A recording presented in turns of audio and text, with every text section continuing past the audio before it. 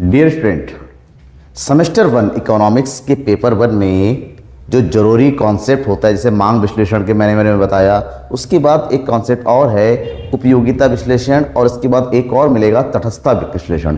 ये तीन विश्लेषण ऐसे हैं जिससे रिलेटेड बारी बारी से या तो मांग या तो उपयोगिता या तटस्थता से रिलेटेड क्वेश्चन एग्जाम में वो भी लॉन्ग में पूछे जाते हैं। तो आज की इस क्लास में मैं बताऊंगा उपयोगिता विश्लेषण क्या होता है। उपयोगिता विश्लेषण को गणनावाचक विश्लेषण के नाम से भी जाना जाता है। गणनावाचक उपयोगिता विश्लेषण, उपयोगिता का दूसरा नाम यहाँ पर तुष्टिगुण से है, यानी कि इंग्लिश में बोलते हैं utility, that is in full form utility analysis. क्या होता है यूटिलिटी? उपयोगिता किसे कहते हैं, उपयोगिता की अवधारणाएं कौन कौन सी होती हैं, उसकी उपयोगिता से संबंधित नियम कौन कौन से होते हैं, उसका हमसे क्या, क्योंकि उपयोगिता का सीधा संबंध हम लोगों से है। हम यानी कि उपभोक्ता अपनी ज़रूरतों को पूरा करने के लिए वस्तु और सेवाओं का प्रयोग करता है और उन वस्तुओं को सेवाओं का प्रयोग करने से उसकी ज़रूरतें पूरी होती हैं जिससे उसको संतुष्टि की प्राप्ति होती है। तो संतुष्टि की प्राप्ति वस्तुओं और उपभोग को उपयोग करने के बाद जो संतुष्टि प्राप्त होती है, इसका मतलब होता है वस्तु की उपयोगिता है, वस्तु में तुष्टि गुण है जिससे हमारी संतुष्टि की प्राप्ति होती है। तो इससे संबंधित जो भी विचारधारा है, इससे संबंधित जो भी कॉन्सेप्ट है, इससे संबंधित जो कुछ भी है, उन सब के बारे में पढ़ेंगे। मतलब इस पूरे वीडियो में मैं जो कवर करने वाला हूँ आपके लिए वो है उपयोगिता का अर्थ और उपयोगिता की विशेषताएं, उपयोगिता के प्रकार, घटती सीमांत उपयोगिता या ह्रासमान सीमांत उपयोगिता का नियम जिसे गोसेन के प्रथम नियम के नाम से भी जाना जाता है, और लास्ट हम पढ़ेंगे सम सीमांत उपयोगिता के नियम की। शुरुआत करेंगे उपयोगिता। देखिए, उपयोगिता विश्लेषण नॉर्मली जब भी हम उपभोक्ता के व्यवहार के बारे में अध्ययन करेंगे, यानी कि उपभोक्ता के व्यवहार को समझने के लिए सबसे पहला कदम होता है, क्योंकि उपभोक्ता हर वस्तु के लिए इसलिए प्रयोग करता है क्योंकि उस वस्तु उसके लिए उपयोगी है, इससे उस व्यक्ति की आवश्यकता की संतुष्टि होती है। ऐसे में वस्तुओं का प्रयोग करने का सीधा सा मतलब होता है हम पैसे खर्च कर रहे हैं, पैसे खर्च करने के बदले में हमें संतुष्टि मिलती है। अगर संतुष्टि ज़्यादा है इसका मतलब हमारे लिए वो सही है। हर व्यक्ति, हर उपभोक्ता वस्तु के बदले में अधिकतम संतुष्टि चाहता है। तो प्रत्येक व्यक्ति के सामने एक ही समस्या होती है कि किस प्रकार अपनी आय को व्यय करे अलग अलग वस्तुओं पर, अपनी ज़रूरतों पर, ताकि उससे उसकी आवश्यकता की संतुष्टि अधिक से अधिक हो और उसको अधिकतम संतुष्टि की प्राप्ति हो। सभी प्रकार के जो उपभोक्ता होते हैं, चाहे व्यक्तिगत हो, इंस्टीट्यूशनल हो, चाहे सामूहिक हो, वो चाहता है कि वो जो व्यय करे, व्यय करने के बाद उसको संतुष्टि क्यों मिले, वो अधिकतम हो जाए। इसको उपभोक्ता के संतुलन की स्थिति के नाम से जानते हैं, उपभोक्ता संतुलन के नाम से जानते हैं, यानी कि साम्य की अवस्था। और वो हमेशा उसी अवस्था में बने रहना चाहता है क्योंकि वहाँ पर उसको अधिकतम संतुष्टि की प्राप्ति होती है। इस प्रकार से जब उपयोगिता के बारे में विश्लेषण करने जाते हैं तो हम ये पाते हैं कि उपयोगिता के बारे में दो प्रकार की विचारधाराएं सबसे ज़्यादा प्रचलित है। उन विचारधाराओं को दो ग्रुप में बांटा गया है। एक विचारधारा कहते हैं गणनावाचक विचार दृष्टिकोण और दूसरा है क्रमवाचक दृष्टिकोण। गणनावाचक दृष्टिकोण जिसके अंतर्गत गणनावाचक उपयोगिता विश्लेषण का अध्ययन करते हैं, जो कि हमारा आज का विषय है, जिसके बारे में आज हम पढ़ने वाले हैं। इस कॉन्सेप्ट को देने वाले थे प्रोफेसर मार्शल। इनके अनुसार उपयोगिता को मापा जा सकता है, उपयोगिता को अंकों के रूप में लिखा जा सकता है, इसलिए इसको गणनावाचक नाम दिया गया है कार्डिनल यूटिलिटी का। कार्डिनल का मतलब होता है जहां पर हम चीज़ों को मेजर कर सकते हैं, वो भी किसमें, नंबरों में, इसलिए कहा उपयोगिता को मापा जा सकता है। जबकि दूसरी विचारधारा क्रमवाचक दृष्टिकोण, जो पहली विचारधारा थी गणनावाचक, उस दृष्टिकोण की आलोचना करती हुई इसका उत्पत्ति हुई और इसको बताने वाले थे प्रोफेसर हिस्क एवं एलन। इन्होंने कहा उपयोगिता को मापा नहीं जा सकता क्योंकि उपयोगिता लोगों की मानसिक धारणा होती है, मन से जुड़ा हुआ है और मन को मापा नहीं जा सकता। लेकिन हाँ है, उपयोगिता को एक क्रम जरूर प्रदान किया जा सकता है कि ये ज़्यादा यूजफुल है, ये ज़्यादा फायदेमंद है, ये थोड़ा खराब है, ये बहुत खराब है। इस प्रकार से तो इनकी विचारधारा को तटस्थता वक्र विश्लेषण के नाम से जाना जाता है और उन्हें सीधा कहा उपयोगिता को माप नहीं सकते। तो तटस्थता वक्र विश्लेषण के बारे में हम अगले लेक्चर में बात करेंगे। आज हम गणनावाचक उपयोगिता विश्लेषण के बारे में डिटेल से पढ़ते हैं, इसमें क्या क्या है। गणनावाचक उपयोगिता विश्लेषण प्रोफेसर मार्शल का बहुत महत्वपूर्ण कॉन्सेप्ट रहा है, जहां पर उन्होंने इस बात के बारे में बताया कि अगर हमें किसी की उपयोगिता यानी कि तुष्टिगुण को मापना है तो हमें उसके पीछे उस वस्तु की इकाइयों के लिए एक उपभोक्ता जितना भी व्यय करता है, क्या व्यय करता है, मौद्रिक व्यय, मुद्रा के रूप में, पैसों के रूप में जो भी खर्च करता है ना, जैसे हम गोलगप्पा खाने जाते हैं तो 10 रुपए के 4 गोलगप्पे मिलते हैं, खाते हैं, अच्छा लगता है कि हाँ बढ़िया हुआ। इसका मतलब होता है कि किसी भी चीज़ की उपयोगिता लेने के लिए हम जो भी पैसे खर्च करने के लिए तैयार होते हैं तो वस्तु की इकाइयाँ और हम जो खर्च कर रहे हैं पैसे, उनकी इकाइयों के आधार पर उपयोगिता को मापा जाता है। इसलिए इनके कॉन्सेप्ट को गणनावाचक उपयोगिता विश्लेषण के नाम से जानते हैं। और इस विचारधारा के बारे में प्रोफेसर ड्यूपीट, गोसेन, बालरास मेंजर और जेमेंस इन सब ने साथ दिया और 20वीं शताब्दी में मार्शल और पीगू ने मिलकर इस बात को विश्लेषित किया और इस विचारधारा का जन्म दिया। और उन्होंने कहा कि उपयोगिता को हम 1, 2, 3, 4, 5 नंबरों के आधार पर माप सकते हैं। इस प्रकार उपयोगिता का मतलब क्या होता है, जब हम बात करेंगे उपयोगिता है क्या, जब हम उपयोगिता की बात करने जाते हैं, यूटिलिटी की बात करने जाते हैं तो ये है क्या, तो हम उपयोगिता की धारणा समझते हैं। उपयोगिता यानी कि तुष्टिगुण यानी कि यूटिलिटी क्या है। अगर एक लाइन की बात करते हैं, किसी भी वस्तु में निहित व शक्ति या क्षमता, अगर कोई वस्तु है, फॉर एग्जाम्पल ये पेन है, इस पेन का प्रयोग मैं यहाँ पर लिख रहा हूँ लिखने के लिए, तो मेरे लिए यूज़फुल है। यही पेन मैं आपको दे दूं कि बेटा जाओ और एग्जाम में लिख के आओ, तो आपके लिए यूज़फुल नहीं है। वही चीज़ है लेकिन मेरे लिए यूज़फुल है, आपके लिए नहीं है। क्यों? क्योंकि वस्तु और व्यक्ति और समय के अनुसार किसी वस्तु की उपयोगिता बदलती रहती है। तो सिंपल है, वस्तु की वह शक्ति या वस्तु के अंदर निहित ऐसी क्षमता जिससे उपभोक्ता की आवश्यकता की संतुष्टि होती है, उसे हम क्या बोलते हैं, उपयोगिता का नाम जाते हैं। तो यहाँ पर उपयोगिता सीधा मतलब होता है कि आवश्यकता की संतुष्टि प्रदान करने वाली शक्ति होती है। तो सिंपल है, अगर लिखना चाहो तो क्या लिखोगे, वस्तुओं की उस गुण को तुष्टिगुण या उपयोगिता कहते हैं जिससे मनुष्य की आवश्यकता की पूर्ति होती है, फिर आवश्यकता की संतुष्टि होती है, वो उपयोगिता है। जेवंस ने इसके बारे में परिभाषित किया कि तुष्टिगुण या उपयोगिता से हमारा अभिप्राय किसी वस्तु से उस अमूर्त गुण से है। अमूर्त मतलब जो दिखाई नहीं देता, जिसका हम महसूस कर सकते हैं, मन से उसको बता सकते हैं कि हमारे लिए यूजफुल है या नहीं है। अमूर्त गुण से है जिसके द्वारा हमारे उद्देश्यों की यानी कि आवश्यकताओं की पूर्ति होती है। श्रीमती रॉबिन्सन ने भी एक्सप्लेन किया कि तुष्टिगुण या उपयोगिता वस्तुओं का वह गुण है, बड़ा गुण लिखा हुआ है यहाँ पर, सॉरी बड़ा नहीं है, यहाँ पर हो जाएगा वह गुण। वह गुण है जिसके फलस्वरूप लोग उसे खरीदना चाहते। क्यों? क्योंकि वस्तु में उपयोगिता नहीं होगी, कोई नहीं खरीदेगा। जो हमारे लिए यूजफुल है, जो हमारी ज़रूरतों को पूरा करेगा, जो हमारी आवश्यकताओं की संतुष्टि करेगा, हम उसी वस्तु को यूज़ करते हैं, क्योंकि उसी वस्तु पर हम अपने पैसे खर्च करेंगे, बदले में हमें संतुष्टि ज़्यादा मिलती है। बिना सोचे समझे वस्तु को बुक करेंगे, संतुष्टि कम मिलती है, बेकार हो जाता है। तो यहाँ पर जब उपयोगिता की बात होती है, उसकी विशेषताओं को समझना बहुत ज़रूरी है। उपयोगिता की विशेषता की बात करते हैं। उपयोगिता मानव की आवश्यकता और तीव्रता पर निर्भर करती है। मनुष्य की आवश्यकता के साथ साथ वस्तु की उपयोगिता बदलती चली जाती है। एक ही वस्तु की उपयोगिता हर एक व्यक्ति के लिए अलग अलग होती है। जैसे 4 लोग मिलकर गोलगप्पा खाने जाओ, चारों को गोलगप्पे का स्वाद अलग अलग प्रकार से महसूस होगा। कोई कहेगा बढ़िया है, कोई कहेगा यार सही है लेकिन मज़ा नहीं आया, कोई कहेगा बेकार है, कोई कहेगा अरे यार कौन खाता है। इसका मतलब ये हुआ कि गोलगप्पा वही, बनाने वाला वही, फिर भी व्यक्तियों के अनुसार इसकी उपयोगिता बदलती चली जा रही है। उपयोगिता का भौतिक रूप नहीं होता, उपयोगिता को हम देख नहीं सकते, उपयोगिता हमारे सामने नहीं, तो उपयोगिता को महसूस किया जाता है। ये मन की शक्ति से जाना जा सकता है। उपयोगिता सापेक्षिक होता है, मतलब उपयोगिता व्यक्ति, समय, स्थान के साथ साथ परिवर्तन होता है। ठीक जैसे गर्मी के मौसम में टी शर्ट, हल्के कपड़े पहनने का मन करता है, वहीं ठंड के मौसम में वही टी शर्ट हम नहीं पहन पाएंगे, स्वेटर पहनना पड़ेगा। मतलब समय के अनुसार, मौसम के अनुसार वस्तु की उपयोगिता भी बदलती रहती है। तुष्टिगुण और संतुष्टि दोनों शब्दों का समान अर्थ नहीं होता। तुष्टिगुण अलग चीज है, संतुष्टि अलग गुण है। तुष्टिगुण का मतलब होता है आवश्यकता की पूर्ति देना, तो पूर्ति करने के बाद मन की में जो संतुष्टि की प्राप्ति, वो दोनों अलग अलग टॉपिक है। तुष्टिगुण को मापा जा सकता है और इसके लिए उसकी मुद्रा रूपी पैमाना कि जो पैसा हम खर्च करते हैं उसका प्रयोग किया जाता है। तुष्टिगुण का नैतिक मूल्यों से कोई प्रभाव नहीं पड़ता। तुष्टिगुण और नैतिक प्रभाव अलग अलग चीज़ है, इसका कोई लेना देना नहीं है। अब इसके बाद जब उपयोगिता के प्रकार की बात करते हैं, नॉर्मली ये समझिए उपयोगिता को 2 भागों में बांटा जाता है। इसको बोलते हैं उपयोगिता की अवधारणा। प्रोफेसर मार्शल के अनुसार उपयोगिता की 2 अवधारणाएं होती है, कुल उपयोगिता और सीमांत उपयोगिता, total utility and marginal utility. यहाँ पर पहला होता है सीमांत उपयोगिता। क्या होते हैं सीमांत? तुष्टिगुण या सीमांत उपयोगिता एक ही चीज़ है, ध्यान में रखिएगा। सीमांत का मतलब होता है अतिरिक्त, एक ज़्यादा या एक कम।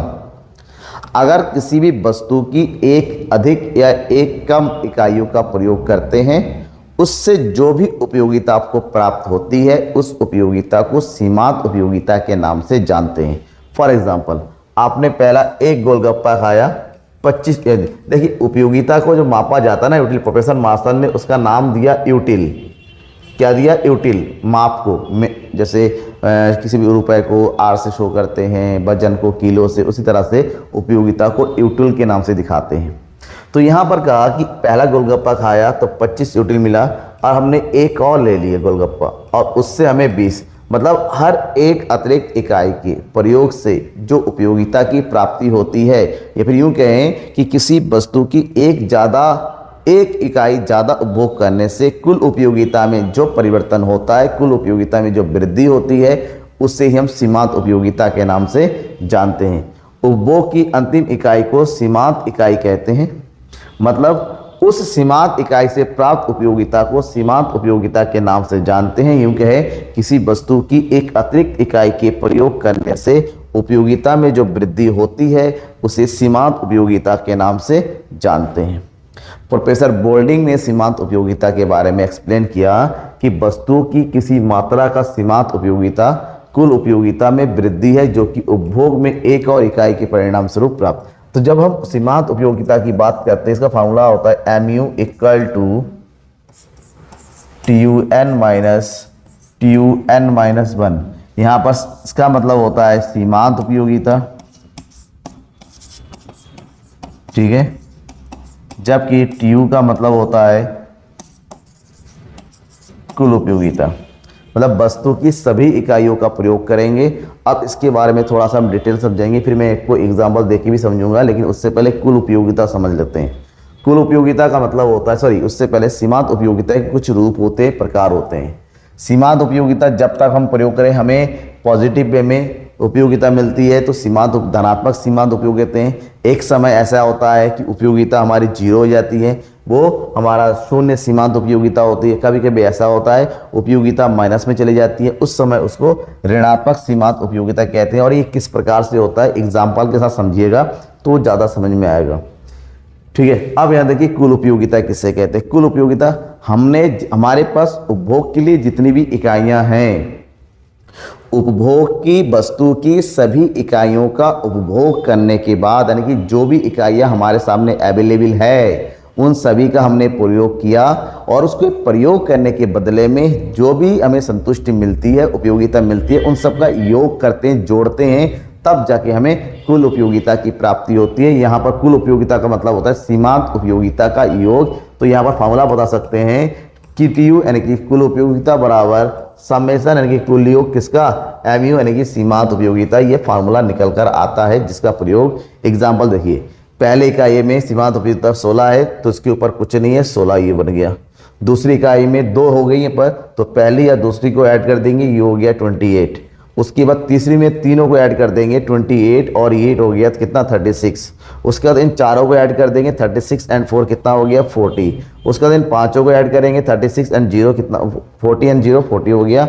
उसके बाद इन सबको ऐड कर देंगे कितना हो जाएगा माइनस का 36। क्योंकि जैसे जैसे लगातार वस्तु का यूज़ करते चले जाएंगे, हम सबको पता है एक ही चीज़ लगातार आप यूज़ नहीं कर सकते, करते भी है तो धीरे धीरे उस वस्तु से मिलने वाली उपयोगिता आपकी कम होती चली जाती। इसके कुछ नियम है, उस नियम को मैं बताऊंगा, ठीक है। ऐसे में जब हम कुल उपयोगिता और सीमांत उपयोगिता के बीच में संबंध की बात करते हैं, कुछ इस प्रकार से होता है। देखिए सीमांत उपयोगिता ऊपर से नीचे गिरता हुआ होता है लाइक दिस, ये है हमारा सीमांत उपयोगिता। एक समय पॉजिटिव रहता है, फिर यहाँ का मतलब ये वाला पॉइंट मतलब MU हमारा 0 है, यहाँ पर MU हमारा माइनस में है और यहाँ पर धनात्मक यानी प्लस में है, ठीक है, ध्यान में रखिएगा। और ये है आपका कुल उपयोगिता TU। दोनों में संबंध क्या है, जब तक हमारा सीमांत उपयोगिता धनात्मक है तब तक कुल उपयोगिता में वृद्धि होती चली जाएगी, यानी कि कुल उपयोगिता में वृद्धि होगी। जैसे ही हमारी सीमांत उपयोगिता 0 हो जाती है, मतलब किसी वस्तु से प्राप्त होने वाली अतिरिक्त इकाइयों से मिलने वाली सीमांत उपयोगिता 0 हो जाती है, उस वक्त कुल उपयोगिता हमारी क्या हो जाएगी, स्थिर हो जाएगी। जैसी सीमांत उपयोगिता माइनस में जाती है कुल उपयोगिता में कमी होती है। इस प्रकार से इसको 3 वर्गों में लिख सकते हैं कि जब सीमांत उपयोगिता धनात्मक होती है तब कुल उपयोगिता बढ़ती है। जैसी सीमांत उपयोगिता शून्य होती है कुल उपयोगिता सबसे ज़्यादा हो जाती है, अधिकतम हो जाती है। और सबसे अंत में जैसी सीमांत उपयोगिता ऋणात्मक होती है कुल उपयोगिता घटने लगती है। मतलब क्वेश्चन बनता है जिस बिंदु पर सीमांत उपयोगिता शून्य होता है उस समय कुल उपयोगिता की स्थिति क्या होती है। जब सीमांत उपयोगिता शून्य होता है, 0 होता है, उस समय कुल उपयोगिता सबसे अधिक होती है। ठीक है। इसके बाद जब उपयोगिता के बारे में समझने गए, क्योंकि उपयोगिता मनुष्य के व्यवहार से जुड़ा हुआ है, उपयोगिता है मनुष्य के उपभोग शक्ति से जुड़ा हुआ है, तो इसी चीज़ को मनुष्य के व्यवहार को समझा गया, पढ़ा गया। और इसको समझने के लिए सबसे पहला काम किया प्रोफेसर गोसेन ने। उन्होंने बहुत सारे उपभोक्ताओं के वस्तु पर किए गए जाने वाले उपभोग की प्रक्रिया का अध्ययन किया और अध्ययन करने के बाद उन्होंने बेसिकली दो नियमों का प्रतिपादन किया, जिसमें पहला नियम है ह्रासमान घटती सीमांत उपयोगिता का नियम, यानी कि घटती सीमांत उपयोगिता का नियम, ये ह्रासमान सीमांत उपयोग, इसको बोलते हैं law of diminishing marginal utility. ये नियम आवश्यकता संतुष्टि का नियम है। किस प्रकार एक उपभोक्ता अपनी आवश्यकता की संतुष्टि के लिए कार्य करता है, इस आधार पर है। और ये सार्वभौमिक है, नॉर्मली सभी प्रकार की वस्तुओं पर ये नियम लागू होता है। इसको सार्वभौमिक नियम भी कहते हैं कि सर्वमान सभी जगह लागू हो सकता है। इस नियम का प्रतिपादन ऑस्ट्रिया के अर्थशास्त्री प्रोफेसर H.S. गोसेन ने किया और गोसेन ने 2 नियम का प्रतिपादन किया था। ये पहला नियम है, इसलिए इसको गोसेन के प्रथम नियम के नाम से जाना जाता है, जो लोगों के दैनिक जीवन पर आधारित है, लोगों के सामान्य व्यवहार के आधार पर है। और इस बात को बताता है कि जब कोई भी उपभोक्ता किसी एक ही वस्तु को लगातार प्रयोग करता है, कोई भी उपभोक्ता जब एक ही प्रकार की एक समान इकाइयों का लगातार प्रयोग करता रहता है तो उससे मिलने वाली उपयोगिता धीरे धीरे कम होने लगती है। और इसी कारण, क्योंकि उपयोगिता में कमी होने लगती है, कौन सी उपयोगिता, सीमांत उपयोगिता, हर एक इकाई से मिलने वाली उपयोगिता लगातार उपभोग करते करते कम होने लगती है, इसलिए इसको घटती सीमांत उपयोगिता का नाम दिया गया है। इस नियम के अनुसार जब किसी वस्तु की मानक इकाई, मानक मतलब वस्तु की इकाइयां एक समान होनी चाहिए, कोई चेंज, अगर आप गोलगप्पा खा रहे हो खट्टा मीठा वाला तो हर एक गोलगप्पा खट्टा मीठा ही होना चाहिए, वरना उपयोगिता का क्रम बदल जाएगा। तो यहाँ पर जब किसी उपयोग वस्तु की मानक इकाइयों का लगातार अधिक से अधिक उपभोग किया जाता है तब प्रत्येक इकाई से प्राप्त होने वाली सीमांत उपयोगिता यानी कि MU धीरे धीरे घटने लगती है। और ये हर एक वस्तु और सेवाओं के सब, जैसे फॉर एग्जांपल मैं आपको उदाहरण दूं, अगर आपको, ठीक है, आपको खाने में अंडे पसंद है, आप अंडा बहुत पसंद करते हो खाने में, और मम्मी से कहा मम्मी अंडा बना दो, बहुत मज़ा आता है खाने में, और अंडा कड़ी बनाना, मम्मी ने आपको शाम को अंडा कड़ी बना दिया, आपने बड़े मज़े से खाया और मम्मी को देखा, अरे बेटे को तो अंडा कड़ी बड़ा पसंद है, बड़े मज़े से खाया, तो मम्मी ने अगले डिनर में फिर बनाया, फिर आपने मज़े से खाया, मम्मी ने अगले डिनर पे फिर बनाया। अब लगातार हर एक डिनर पे आपको अंडा कड़ी मिल रहा है, कब तक खाओगे?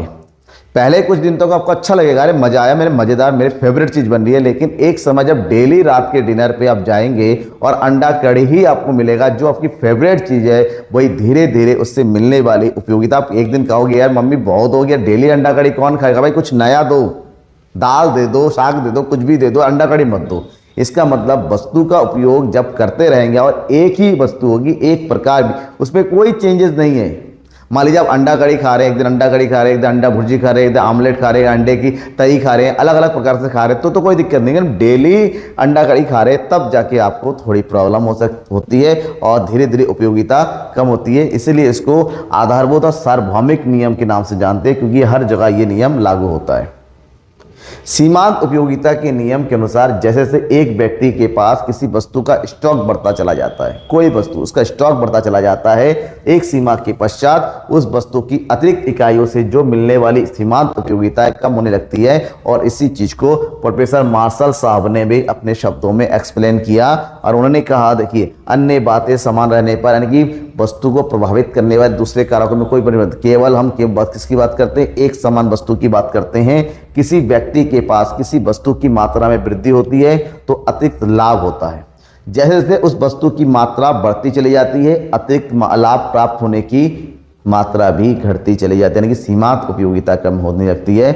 और इसलिए प्रोफेसर मार्शल ने इसको घटती सीमांत उपयोगिता से नियम का प्रतिपादन गोसेन ने किया, लेकिन इस नियम को सबसे ज़्यादा व्याख्या और एक्सप्लेन किया मार्शल साहब ने। ठीक है, घटती सीमांत उपयोगिता की कुछ मान्यता ही कब लागू होता है। पहली बात है, उपभोग की जाने वाली सभी इकाइयों का गुण, रंग सब कुछ एक समान होना चाहिए, किसी प्रकार का कोई परिवर्तन नहीं होना चाहिए। उपभोग लगातार होना चाहिए, उपभोग का रुकना नहीं चाहिए, यानी कि आज खा रहे हो कल नहीं खा रहे हो फिर परसों करो, ऐसा नहीं हो, डेली होना चाहिए, लगातार होना चाहिए, तब ये नियम लागू होगा। इस वस्तु की इकाइयों का आकार पर्याप्त होना चाहिए। उपभोक्ता एक विवेकशील प्राणी होना चाहिए, यानी कि किसी पागल को लगा उसको क्या मतलब क्या खा रहे हो तो खाता चला जाएगा, नहीं। उपभोक्ता विवेकशील होना चाहिए, सामान्य होना चाहिए। उपभोक्ता की आय, रुचि, फैशन और उपभोग प्रवृत्ति में भी कोई परिवर्तन नहीं होना चाहिए। इसको कहते हैं अन्य कारक, ये सभी स्थिर रहेगा तभी जाके ये नियम आपका लागू हो सकता है। नेक्स्ट है, अगर इसके नियम की बात करते हैं, देखिए ये है वस्तु की इकाइयाँ। जैसे जैसे वस्तु की इकाइयों का प्रयोग बढ़ाते चले जाते हैं, कुल उपयोगिता बढ़ती तो चली जाती है, लेकिन एक सीमा के बाद उपयोगिता कम है। इसका मतलब अब हमें उपयोगिता मिलनी बंद हो गई है। क्यों? क्योंकि सीमांत उपयोगिता नॉर्मली कम होती रहती है, लेकिन एक समय के बाद जीरो हो जाती है। उस समय कुल उपयोग, मतलब यहाँ पर आपको वस्तु का उपभोग करना बंद करना पड़ेगा। क्यों? क्योंकि यहाँ पर आपको अधिकतम संतुष्टि मिल चुकी है। अगर इसके बावजूद भी आप अगर वस्तु का उपभोग करेंगे तो मिलने वाली उपयोगिता माइनस हो जाएगी। इसका मतलब जो आपका, मान लो गोलगप्पा खा रहे हो, लगातार खाते खाते खाते खाते फिर देखा गया अरे यार इनफ हो गया, नहीं मत रहने, मना मत खाओ ना, फिर भी खा गए, हो सकता है पेट खराब हो जाए। तो इस प्रकार से हम ये कह सकते हैं, जब तक हमारी सीमांत उपयोगिता हमारी धनात्मक के ऊपर है और शून्य तक, यहाँ तक तो सही है। सीमांत उपयोगिता जैसी नीचे आ जाएगी, इसका मतलब होता है यहाँ पर हमारी उपयोगिता माइनस में हो रही है। उपभोक्ता को माइनस में उपभोग नहीं करना है और इसी बिंदु पर हमारा जो कुल उपयोगिता अधिकतम होता है, मतलब मैक्सिमम है, उससे ज़्यादा उपयोगिता की प्राप्ति नहीं हो सकती। तो इस प्रकार से वस्तु के हर एक इकाई के प्रयोग करने से वस्तु से प्राप्त होने वाली उपयोगिता कम होती जाती है। तो उपयोगिता का कम होना ही हमारा क्या होता है? घटती सीमांत उपयोगिता होता है। अब ये नियम के कुछ अपवाद भी है, कहीं के ये नियम नहीं लागू होता। जैसे जो वस्तु दुर्लभ है, भाई दुर्लभ वस्तु ये है, दुर्लभ वस्तुओं पर ये नियम लागू नहीं होता है। जैसे हीरा है, हीरा पर नहीं होता है, हीरा दुर्लभ है, लेकिन अपने पास रखोगे, लगातार रखोगे, कोई फर्क नहीं पड़ता। महंगी हो, जैसे ज्वेलरी आइटम्स होते हैं, महंगे सामान होते हैं, ज्वेलरी हो गया, ठीक है ना, जितना ज़्यादा महंगा होता है लगातार पहनो कोई फर्क नहीं पड़ता है, क्योंकि वो दुर्लभ वस्तुएं महंगी होती। सुरीले गीत होते पुराने समय के, ओल्ड इज गोल्ड, लगातार सुनो कोई फर्क नहीं। आजकल में धूम धड़ाके वाले गाने, रैप सॉन्ग होता है, 2 दिन का कान फट जाता है फिर सुनना बंद।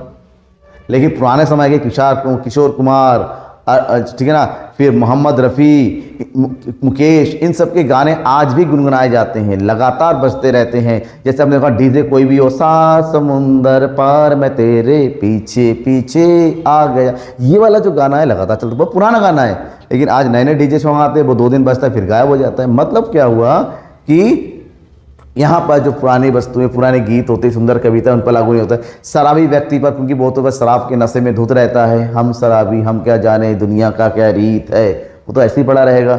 इन वस्तुओं पर उपभोक्ताओं की संख्या में वृद्धि होने पर भी नियम लागू नहीं होता है।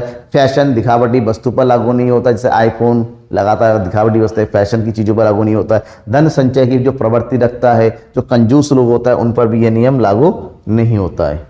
अब बात करेंगे घटती सीमांत उपयोगिता के नियम की आलोचनाएं कैसे की गई। सबसे पहली बात है, हम उपयोगिता का संख्यात्मक माप लिखा हुआ माप नहीं कर सकते, हम नंबरों में उपयोगिता नहीं प्राप्त कर सकते। मुद्रा का सीमांत दृष्टिकोण अलग अलग होता है, और जब सीमांत दृष्टिकोण मुद्रा का अलग अलग होता है तो इस प्रकार से हम उपयोगिता की मात्रा कैसे निकालेंगे। उपयोगिता में परिवर्तन होता रहता है लगातार, जब उपयोगिता में परिवर्तन होता रहेगा तब किस प्रकार से कहेंगे कि यह कैसे उपयोगिता प्राप्त हो रही है। उपयोगिता का आय प्रभाव और स्थाना प्रभाव लागू हो जाता है। अगर उपभोक्ता की आय घटती बढ़ती रहती है, इस प्रकार से उपयोगिता में भी परिवर्तन होता रहेगा। यह विश्लेषण विभाजन सारे वस्तुओं की व्याख्या नहीं कर पाता, मतलब ये नियम जो है, कुछ चीज़ें ऐसी होती हैं जो विभाजनकारी होती हैं, जो अलग अलग प्रकार की होती है, वहाँ पर व्याख्या नहीं कर पाता किस प्रकार से, तो ये नियम कहीं कहीं लागू नहीं हो पाता है, दिक्कत होती है। और उसके बाद प्रोफेसर मार्शल साहब ने दूसरे महत्वपूर्ण नियम का प्रतिपादन किया, जो समसीमांत उपयोगिता के नियम से जाना जाता है। ये वास्तव में उपयोगिता विश्लेषण के आधार पर उपभोक्ता के संतुलन की स्थिति को बताता है कि प्रत्येक उपभोक्ता विवेकशील है। अगर उपभोक्ता को लगता है कि एक ही वस्तु के उपभोग करने से उसकी उपयोगिता कम होती चली जाएगी, सीमांत उपयोगिता घटती चली जाएगी, तो क्या फायदा? तो वो अपने विवेक का प्रयोग करता है। वो चाहता है कि आय का प्रयोग इस प्रकार से किया जाए ताकि अधिकतम संतुष्टि की प्राप्ति हो। तो इस प्रकार से उपभोक्ता एक साथ अलग अलग प्रकार की वस्तुओं, दो या दो से अधिक वस्तुओं पर अपनी आय को व्यय करता है। फॉर एग्जाम्पल, आप मार्केट में गए, आपको भले ही मोमो खाना क्यों ना पसंद हो, तो 100 रुपए के लगातार मोमो आप नहीं खाओगे, क्योंकि यार मोमो तक उसके साथ कुछ और भी, मोमो के साथ साथ आपने टिक्की खा ली या पकौड़ी खा लिए या फिर बर्गर खा लिया, फिर चाउमीन खा लिया, मतलब कुछ भी दूसरा खा लिया, तो मोमो भी खा लिया, उसी पैसे से दूसरा भी खा लिया। 100 रुपए को आपने दो जगह बांटा, दोनों ही अपने बड़े मजे से खाया। जबकि 100 रुपए में कोई एक चीज़ खाता तो मेरा पेट भर जाता, मन भी भर जाता, पैसे भी बर्बाद हो जाते। तो उपभोक्ता अपनी आय का अधिकतम सदुपयोग करना चाहता है, अधिकतम संतुष्टि की प्राप्ति करना चाहता है, इसलिए वो एक बार में अपनी आय को अलग अलग वस्तुओं पर व्यय करना चाहता है। इस बात को प्रोफेसर गोसेन ने कहा, और गोसेन के बाद इस नियम को प्रोफेसर मार्शल ने सम सीमांत उपयोगिता के नियम से संबोधित किया और कहा, नाम दिया कि इक्की मार्जिनल यूटिलिटी। प्रोफेसर मार्शल ने इस नियम के बारे में व्याख्या करते हुए कहा कि यदि किसी व्यक्ति के पास ऐसी वस्तु है जिससे विभिन्न प्रकार से प्रयोग कर सकता है और इसका अनेक प्रयोग से इस प्रकार से करेगा कि सीमांत उपयोगिता प्रत्येक में एक से, मतलब उपभोक्ता अपनी आय को अलग अलग वस्तुओं पर इस प्रकार से व्यय करेगा कि हर एक वस्तु से मिलने वाली सीमांत उपयोगिता एक समान हो जाए, एक बराबर हो जाए। सैमुअल्सन ने भी एक्सप्लेन किया, एक उपभोक्ता उस समय अधिक संतुष्टि की प्राप्ति करता है जब सब वस्तुओं का सीमांत उपयोगिता और कीमत का अनुपात एक समान और बराबर हो जाए। अब इस नियम की मान्यता है, क्योंकि ये नियम जो है बेसिकली उपभोक्ता की उपयोगिता पर जुड़ा हुआ है, तो कुछ कुछ इस नियम की मान्यता है वैसे ही है जैसे कि हमने घटती सीमांत उपयोगिता में देखा था। उप वस्तुओं के गुण और मात्रा में कोई परिवर्तन नहीं होना चाहिए, सभी इकाइयों का आकार एक समान और एक प्रकार का होना चाहिए, उपभोक्ता की आय मानसिक स्थिति में कोई परिवर्तन नहीं होना चाहिए, मुद्रा की क्रय शक्ति और उपसीमांत उपयोगिता स्थिर होनी चाहिए, उसमें कोई परिवर्तन नहीं होना चाहिए, मनुष्य का विवेकशील प्राणी होना आवश्यक है, उपभोक्ता को वस्तुओं पर किए गए व्यय और उत्पादन होने से मिलने वाली सीमांत उपयोगिता का पूरा ज्ञान होना चाहिए। मतलब ये सभी कारक जब रहेंगे तभी सम सीमांत उपयोगिता का नियम वास्तव में लागू होता है। इसके अलावा इस नियम की व्याख्या करते हुए क्या कहा गया है कि सम सीमांत उपयोगिता का नियम घटती सीमांत उपयोगिता के नियम पर आधारित है, और घटती सीमांत उपयोगिता का नियम ये कहता है कि एक ही वस्तु को लगातार प्रयोग करोगे तो सीमांत उपयोगिता घटती चली जाएगी। ऐसे में इस नियम को देखते हुए उपभोक्ता अपनी आय को एक ही जगह व्यय ना करके वस्तुओं को अलग अलग जगह पर प्रयोग करता है और अपने आय को अलग अलग वस्तुओं पर इस प्रकार से व्यय करता है कि सभी वस्तुओं से मिलने वाली जो सीमांत उपयोगिता है वो बराबर हो जाती है। ठीक है, अब बात कैसे, देखिए एक बार में उपभोक्ता मिठाइयों भी यूज़ करना चाहता है और फल भी यूज़ करना चाहता है, और वो अपने पैसे को इस प्रकार से बांटेगा कि पहले यूनिट करेंगे तो 100 मिठाई 100 यूटिलिटी मिलेगी, दूसरे से मिठाई 90, तीसरे से 70, चौथे से जो है मिठाई 50 और फल से मिल रहा है 80। इस प्रकार से वो अपने आय को इस प्रकार से व्यय करेगा कि मिठाई और फल की मैक्सिमम यूनिट वो परचेज कर सके। तो मान लीजिए यहाँ पर वो एक टेबल बना रहा है, ये हो गया मुद्रा पैसा, मान लो 10, 20, 30, 40, 50, 60, 70, 80, 90 और ऊपर हो गया 100। वस्तु का उपभोग करता चला जाएगा, और पहले का यूज़ किया तो 100 यूनिट मिली, दूसरी मिठाई का प्रयोग किया तो 80 की उपयोगिता मिली, तीसरे से किया तो 70 की उपयोगिता मिली, फिर इधर 80 की उपयोगिता मिली। ठीक है ना, यहाँ पर हम बात करेंगे तो इस प्रकार से 50 के फेर में जो भी उपयोगिता मिलेगी, एक मना लेता कि 50 हमारी एक लिस्ट सीमांत उपयोगिता है जिसके ऊपर जो संतुष्टि मिली हम उस वस्तु को उस प्रकार प्रयोग करेंगे। तो यहाँ पर दो वस्तु को उपभोग करा, एक तरफ मिठाई और दूसरी तरफ फल। तो मिठाई और फल जो कि इस यूनिट के अंतर्गत आता है, यानी कि 50 के लमसम में जो आ रहा है तो इसकी वो 3 इकाइयों का प्रयोग करेगा और फल की 2 इकाइयों का प्रयोग करेगा, क्योंकि मिठाई की 3 और फल की 2 इकाइयों का प्रयोग करने से उसको अधिकतम संतुष्टि और एक समान संतुष्टि की प्राप्ति होती है। इसी प्रकार से इसे समसीमांत संतुष्टि के नियम से जाना जाता है। इस नियम की आलोचनाएं भी की गई हैं कि ये दोषपूर्ण मान्यताओं पर आधारित है। भाई उपयोगिता को मापा नहीं जा सकता है। वस्तु के विभाजन बहुत कठिनाई है, किस प्रकार से वस्तुओं की उपयोगिता के आधार पर मिठाई जो विभाजित करोगे, इस समसीमांत उपयोगिता प्राप्त होगी, किस प्रकार से होगा, किसी से थोड़ी कम हो सकती है, किसी से थोड़ी ज़्यादा। वस्तु की कीमतों में परिवर्तन होता रहता है, ऐसे में उपयोगिता भी बदलती रहेगी। एक समान उपयोगिता की प्राप्ति हो पाना मुश्किल है। रीति रिवाज में भी परिवर्तन होता है, इससे उपभोक्ता की उपयोगिता में परिवर्तन हो सकता है। फैशन में परिवर्तन होने से, तो जब इन सब में परिवर्तन होता है तो ये नियम लागू हो पाना थोड़ा मुश्किल होता है, लेकिन एग्जाम में लिखना मुश्किल नहीं होगा अगर आपने ध्यान से पढ़ा होगा तो। लेकिन आपको लगता है कहीं पे थोड़ी मुश्किल आई है समझने में, डायग्राम में, एग्जाम्पल में, या फिर किसी डेफिनेशन में, किसी तरीके से कहीं से भी आया तो ज़रूर पूछिएगा। तब मैं हूँ अपने साहब के साथ, जब तक आपका एग्जाम होता है हर एक टॉपिक मैं आपको प्रोवाइड करता रहूँगा। पेपर 1 चल रहा है, पेपर 2 भी, बस मुझे मेरे साथ बने रहिएगा, शेयर कर दीजिएगा और लाइक ज़रूर कर दीजिएगा। तब तक के लिए थैंक यू एंड बाय।